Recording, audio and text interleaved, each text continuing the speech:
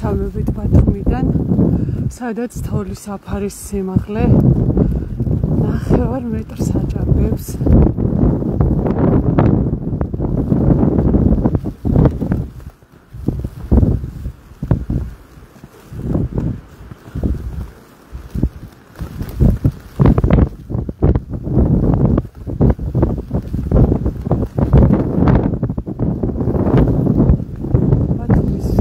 ბათუმის ბულვარია და ვეცდებით გადავიდეთ ზღვაზე და გაჩვენოთ თოვა ზღვაზე, რაც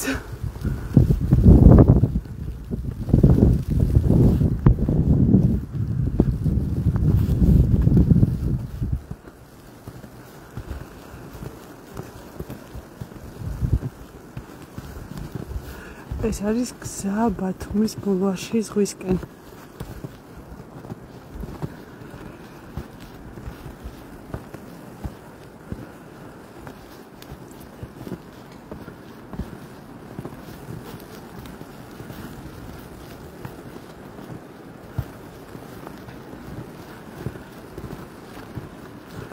ვიწრო სასაფეხო ბილიკია გაკეთებული, რადგან წუხელას უხინალექი მოვიდა.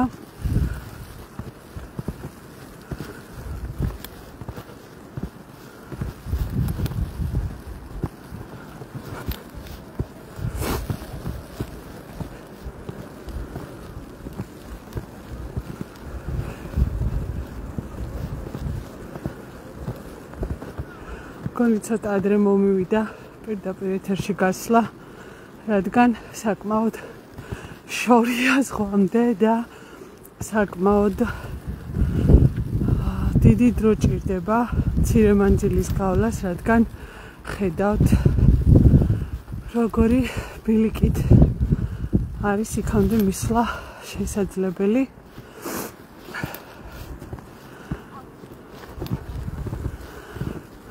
გზა ჯერჯერობით გაყოლული არ არის, მთავარი შესასვლელიდან შემოვედი, თუმცა ვეცდები, რომ როგორმე გადავიდე.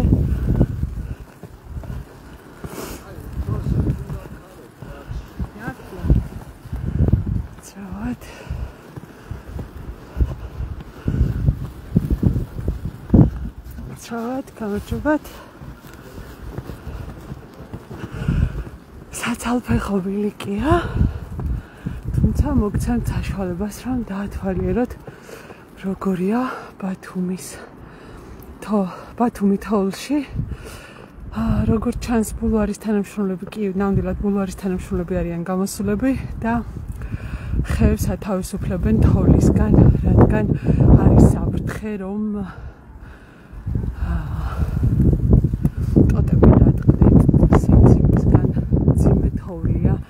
ბათუმში იცით, რომ ნესტიანი თოვლია დამახასიათებელი, წყლიანი თოვლი უბრალოდ ბათუმისათვის. ეს არის გზა, რომელიც აქამდე გამოვიარე. საცალფეხო ბილიკია და მოდი გავაგრძელოთ გზა ზღვისკენ.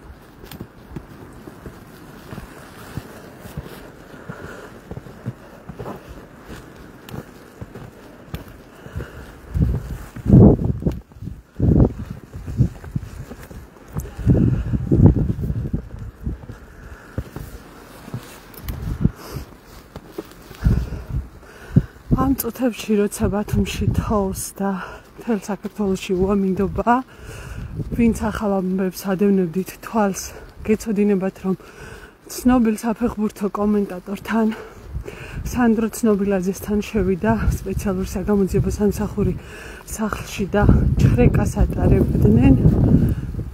შეგიძლიათ ადევნოთ თვალი ბათუმელებისა და ნეტგაზეთის ვებგვერდზე ინფორმაციის განახლებას, ასევე ქონდა რამდენიმე მცირე ვიდეო. სანდრო ცნობილაძის სახლთან იყო ნეტგაზეთის რეპორტიორი და მოგვეწოდა იქიდან ინფორმაცია. ეს არის 39 დღე, რაც თემურ ქათამაძე ბათუმის მეტროში შიმშილობს.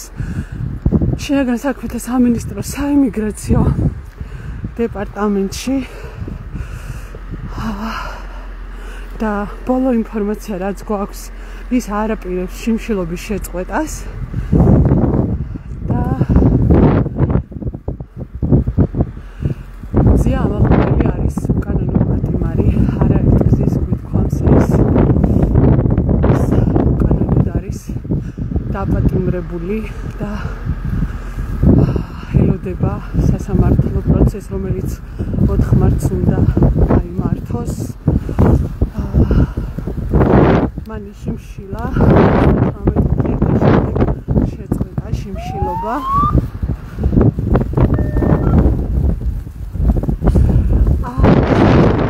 ვეცდები რომ მივიდე იმიტომ რომ საკმაოდ ღრმა ჩანს თოვლი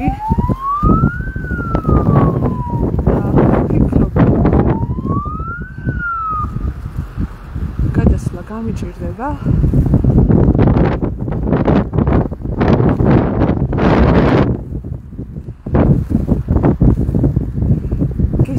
ზღვის ხმა არ მინდა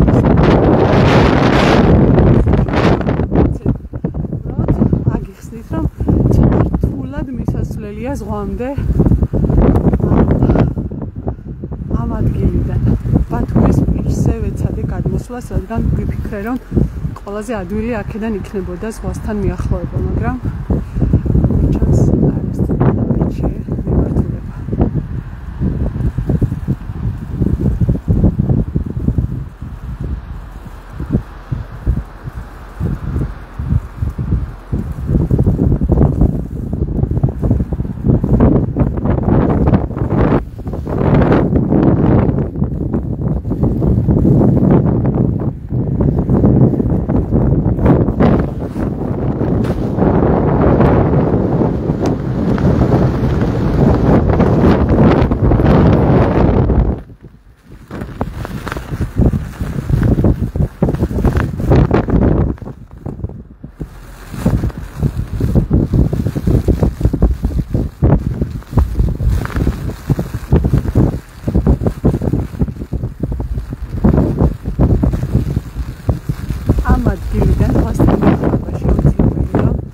არასწორად წავიდე ალიდან ინეს მიმართულებით იქ შედარებით ვფიქრობ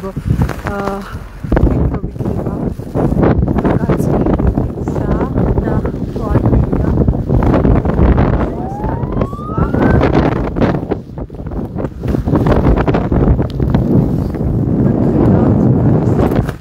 სახანდრო სამსახური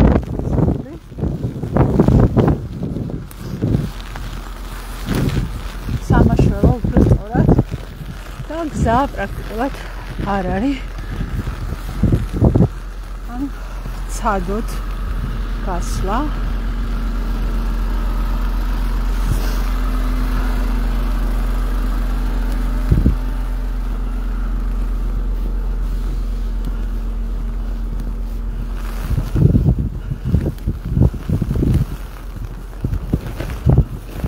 ქარბუქია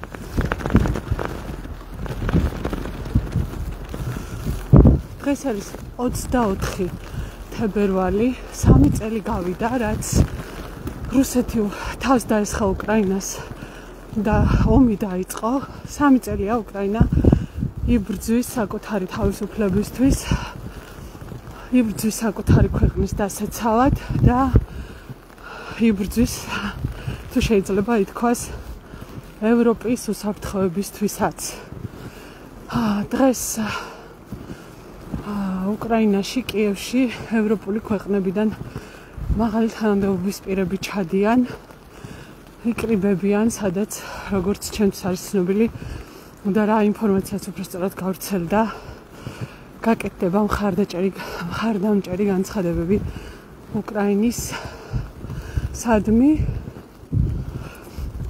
ასევე გითხარით დილის ამბავი რა იყო სანდრა ცნობილაძესთან ცნობილ საფეხბურთო კომენტატორთან შევიდნენ დღეს დილით სახლში და ატარებდნენ ჭხრეკას მცირე კომენტარი რისი გაკეთებაც სანდრო ცნობილაძემ მოასწრო ჟურნალისტებთან იყო ის რომ მან თქვა რომ სავარაუდოდ მასთან მისი პროევროპულ აქციებში მონაწილეობის გამო შევიდნენ და ამიტომ ატარებდნენ ჩხრეკას. თუმცა დაზუსტებით ჯერჯერობით არაფერია ცნობილი და სავარაუდოდ გაკეთდება მოგვიანებით განცხადებები. თემურ ქათამაძე 39 დღეა რაც შიმშილობს შინაგან საქმეთა სამინისტროს მიგრაციის დეპარტამენტში. თემურ ქათამაძე იგივე გაფარ ილმაზი არის თურქეთის მოქალაქე.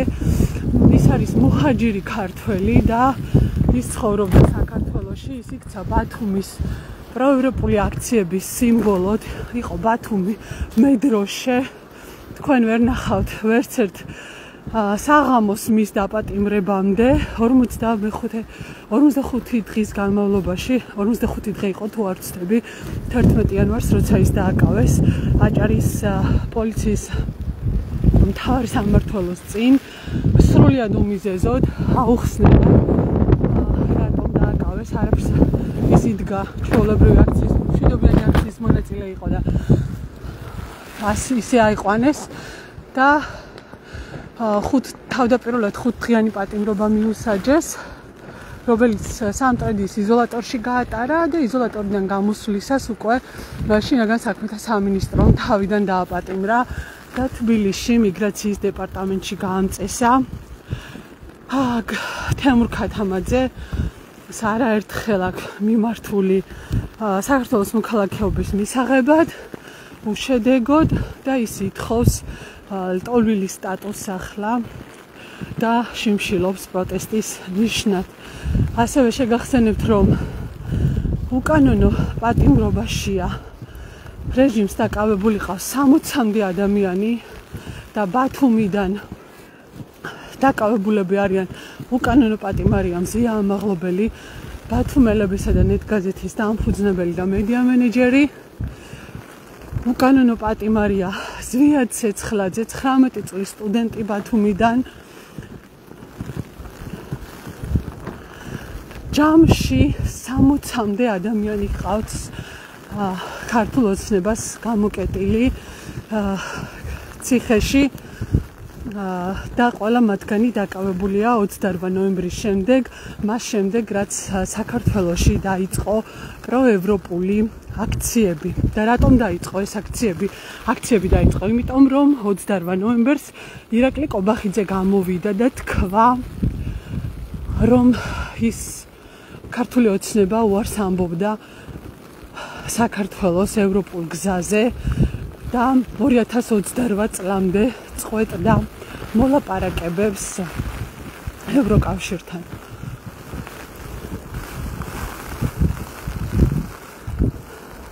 აქ გვიწერენ ზღვაც გვანახეთ თოვლიანი, ვეცდები როგორ მე ზღვამდე მივიდე, ეხლა მაგას ვცდილობ ზუსტად. ერთადერთი ვიწრო ბილიკია, რომლითაც ვცდილობ, რომ ისეთი ადგილი ვიპოვო, სადაც უფრო ადვილი იქნება ზღვასთან მისვლა და ეს არის ალი და ნინოსკენ მივდივარ.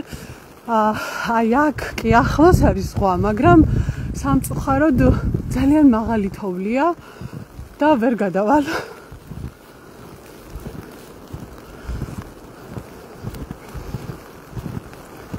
მისასვლელი გზა არ არის გაწმენდილი. ახლა ზღვაზე თავი ქალაქის ქუჩები გაიწმინდოს. ზღვაზე გასასვლელის გაწმენდას ალბათ დიდი დრო დაჭირდება.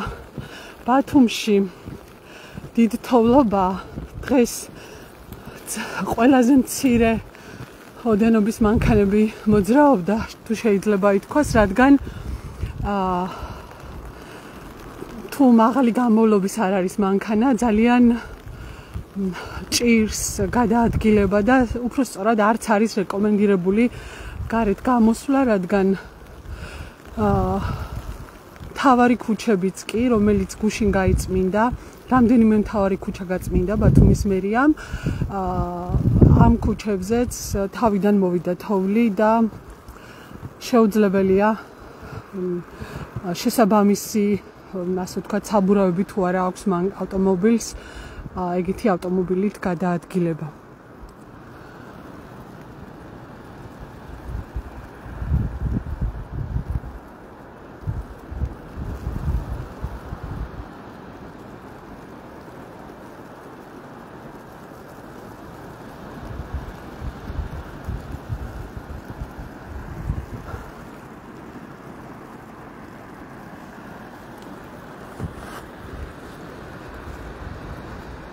აქედან ჩანს ზღვა და თოვა ზღვაზე.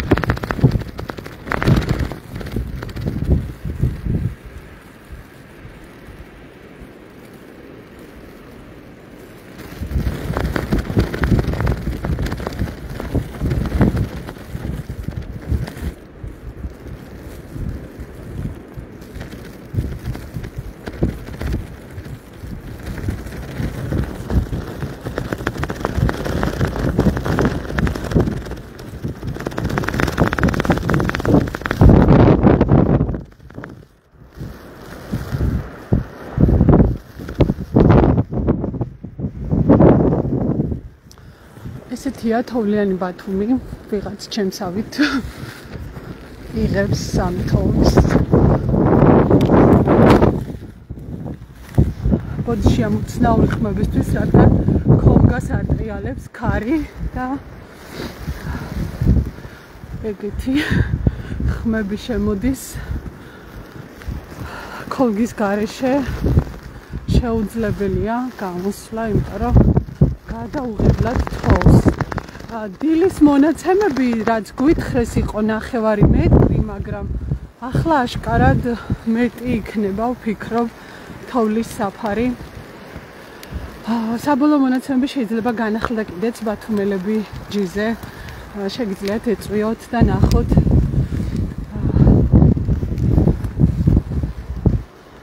მე სამწუხაროდ ამ წუთას არ მაქვს საშუალება გადავამოწმო. ასევე თოვლი კი ლამაზია, მაგრამ თან ახლავს ხოლმე ისეთი გართულებები, რომელიც არის გაზის და ელექტროენერგიის შეწყვეტა.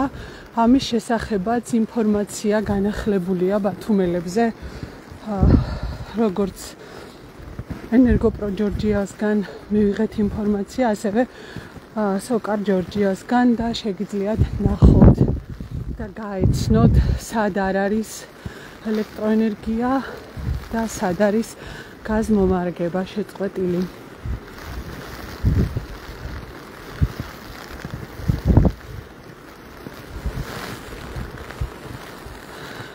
უდაოდ ძალიან ლამაზია, თუმცა უდაოდ ძალიან ბევრ პრობლემებს მოიტანს ეს თოვლი, ისე ჩანს.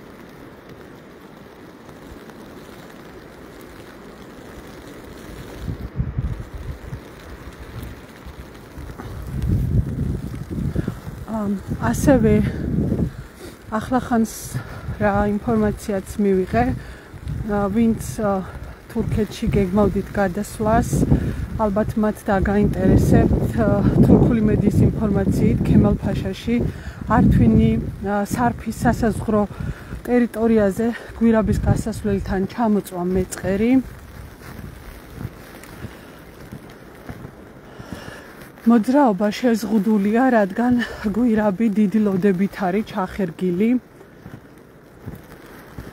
წინასწარი ინფორმაციით, რასაც მედია ავრცელებს, ამ შემთხვევის შედეგად არავინ არ დაშავებულა და ჯერჯერობით მოძრაობა არის შეზღუდული.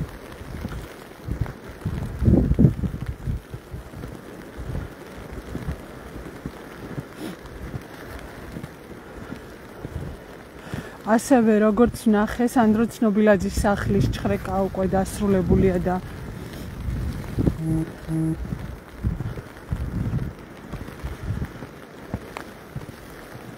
განცხადებასაც გააკეთებენ და თოლა გრძელდება, უფრო სწორად არ წყდება. ხედავთ თქვენ როგორი სიტუაცია.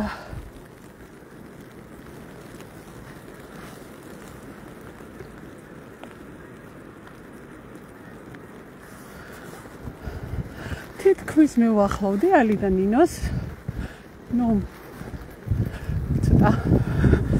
პრინციპში ცოტა შორს არის, მაგრამ თუ დარჩებით ამ ლაივის დასასრულამდე იქნებ სხვაც გაჩვენოთ. სხვაც ნახოთ უფრო სწორად. მე ვეცდები რომ გაჩვენოთ, რადგან როგორც გითხარით,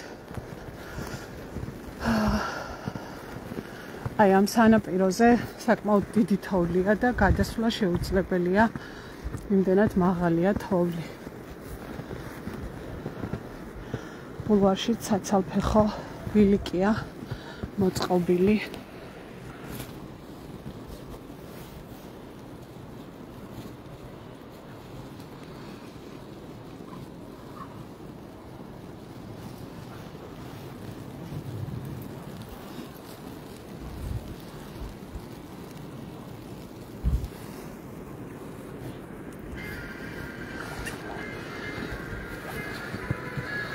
თოვლი მართლა ძალიან ლამაზია, თუმცა ამ თოვლს თან ახლავს მთელი რიგი პრობლემები.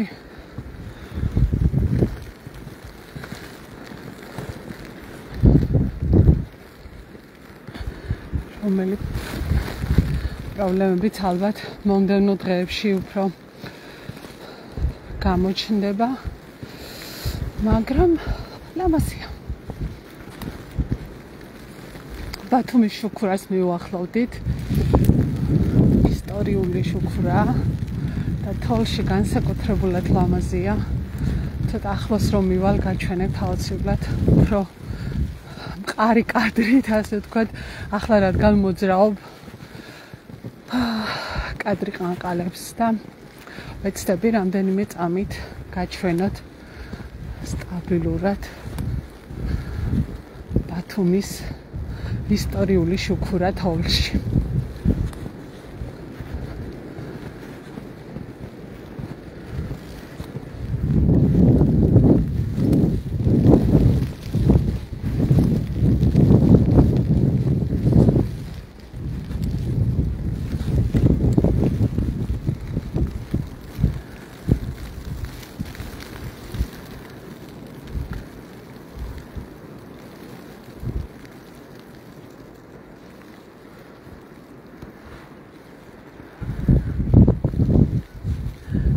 ძალიან ლამაზია ყველაფერი. ყველაფერი თეთრად არის დაფარული.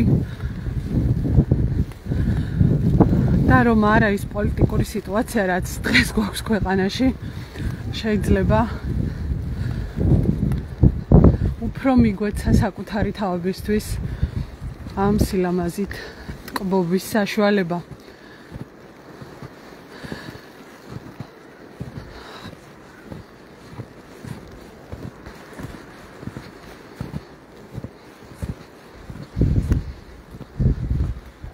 მადლობა.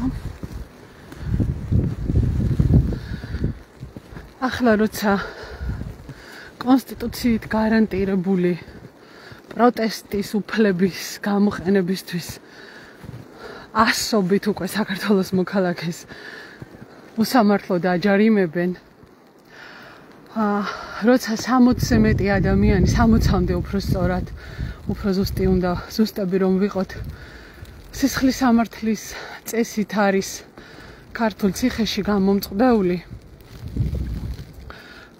ხოლო ქვეყნის ევროპული მომავალი პრაქტიკულად დაპაუზებულია.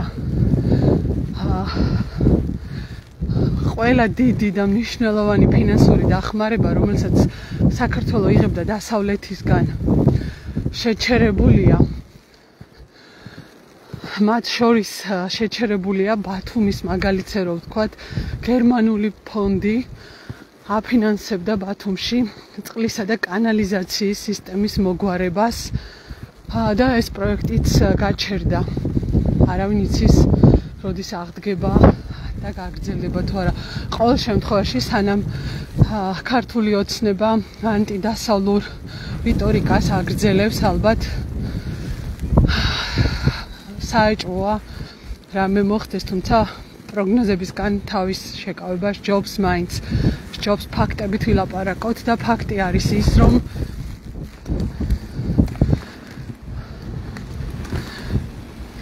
პროექტები ევროპული დაფინანსებით დამტკიცებული პროექტები შეჩერებულია საქართველოს მთავრობის ანტიევროპული განცხადებების გამო.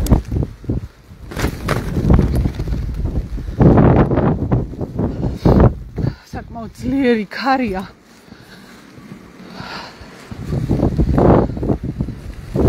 ზღვის პირისკენ, როდესაც მიდიხარ, რაც უფრო უახლოვდები, ეს ქარი უფრო ძლიერდება.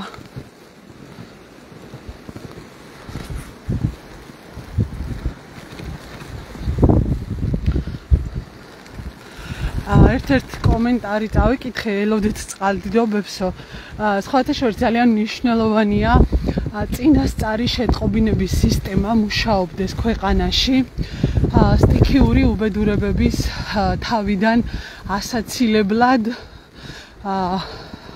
და უფრო სწორად პრევენციისთვის, როდესაც მუშაობს წინასწარი შეტყობინების სისტემა, შეიძლება ამ წინასწარი შეტყობინების სისტემამ ვერ შეაჩეროს მეწყერი მაგალითად, მაგრამ გააფრთხილოს ადამიანები და მისცეს ლოგიკური დრო იმისთვის, რომ გაერიდნენ საშიშ ტერიტორიას, საშიშ ადგილს და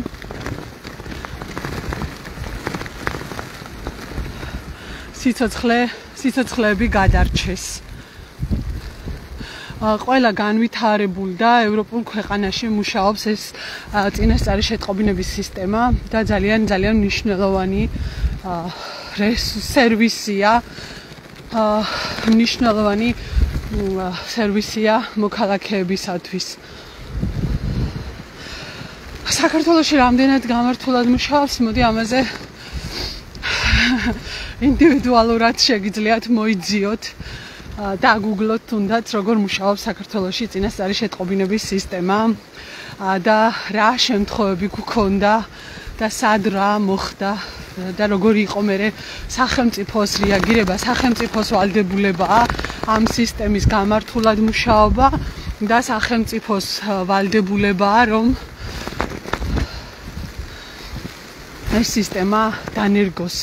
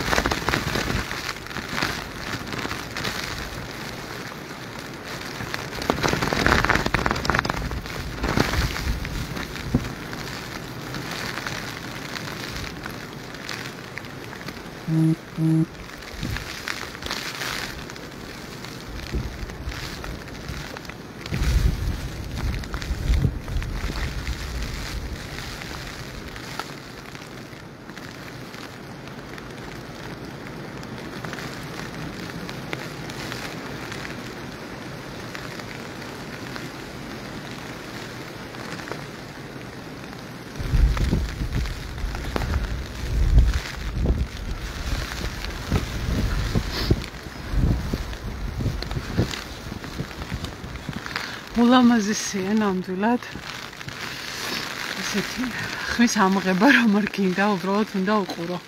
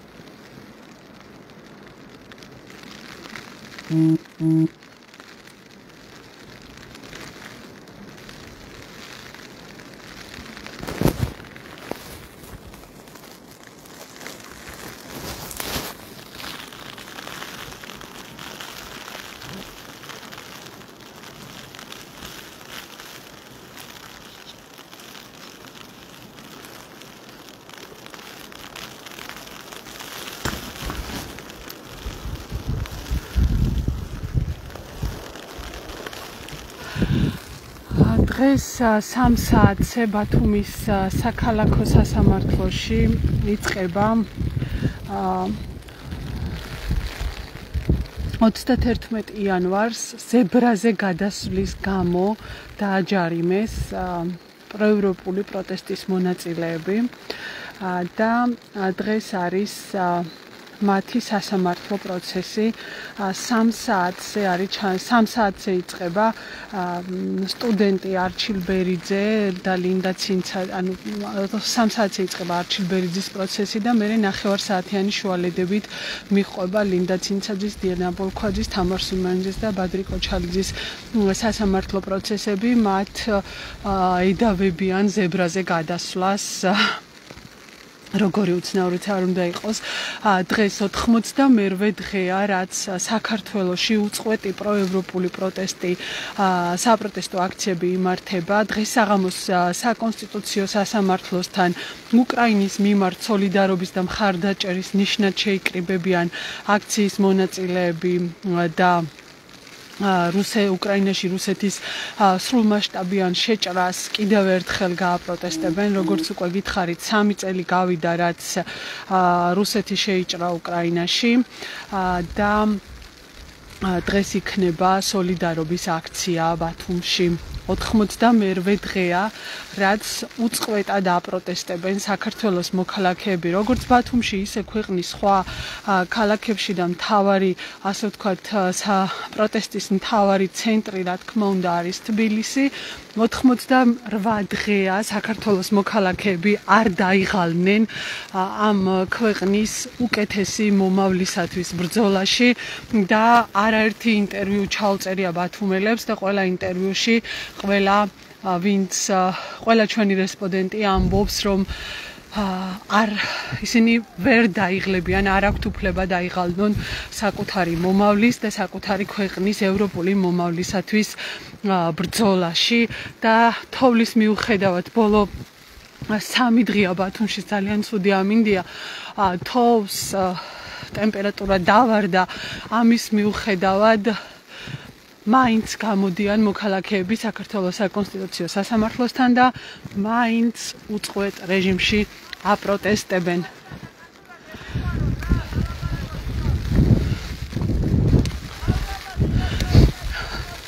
ალბათ ყველას გახსოვთ, მაგრამ კიდევ ერთხელ შეგახსენებთ, რომ 28 ნოემბერს დააანონსა ირაკლი ყობახიძემ საქართველოს ევროპული გზის ჩაკეტვა და თქვა, რომ 2028 წლამდე აღარ აპირებდა ქართული ოცნება ევროკავშირთან მოლაპარაკებების პროცესის გაგრძელებას.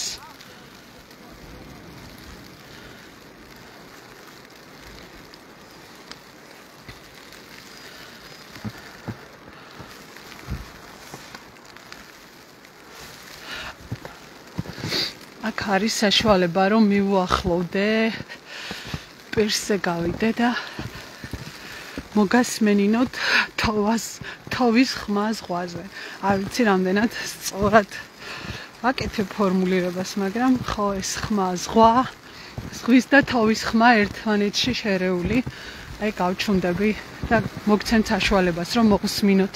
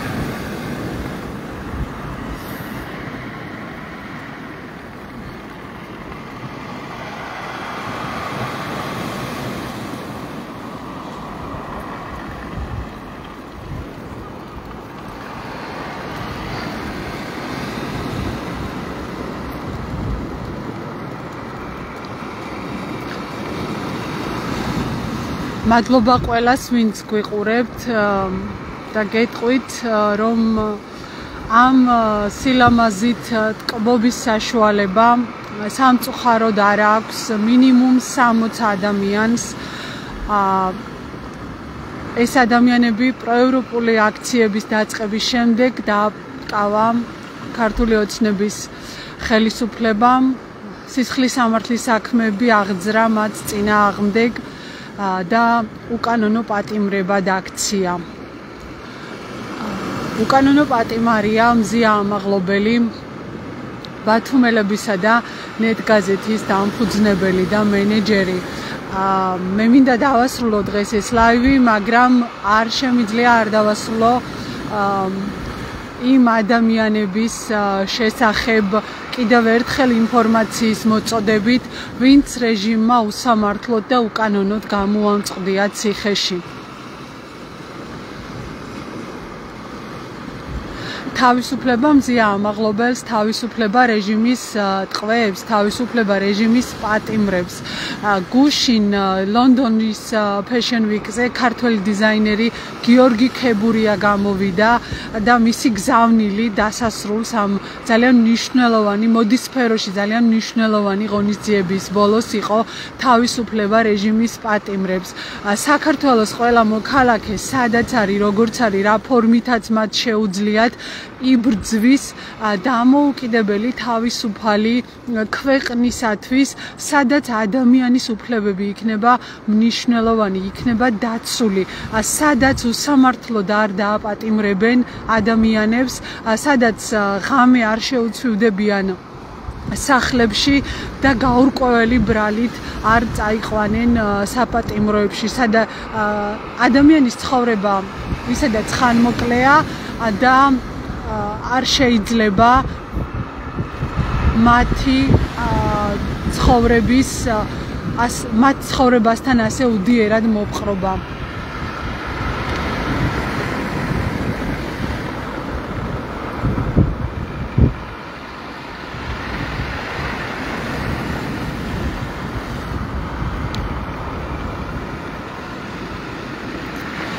თავისუფლება რეჟიმის ტყვეებს, ყველა იმ ადამიანს, ვინც უსამართლოდ გამოამწყდია ციხეში ქართულმა ოცნებამ.